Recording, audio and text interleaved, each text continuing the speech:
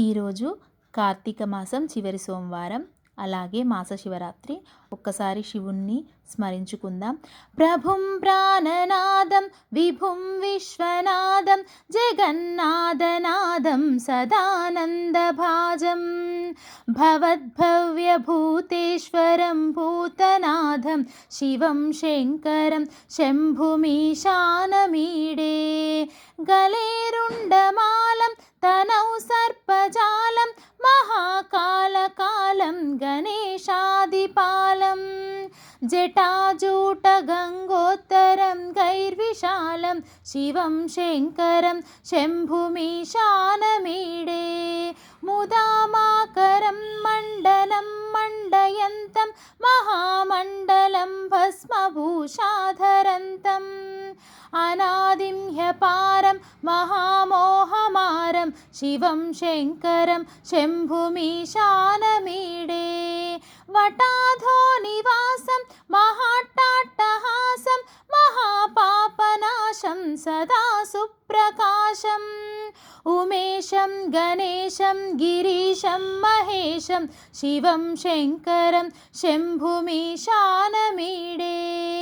గిరీంద్రాత్మజాసం గృహీతార్ధదేహం గిరౌ సంస్థితం సర్వతాపన్నగేహం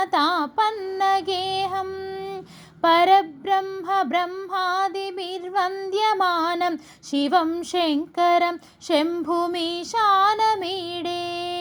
కపాలం త్రిశూలం కరాభ్యాం దదానం పదాంభోజనం రాయకామం దదానం బలివర్ధయానాం సురానాం ప్రధానం శివం శంకరం శంభుమీశానమీడే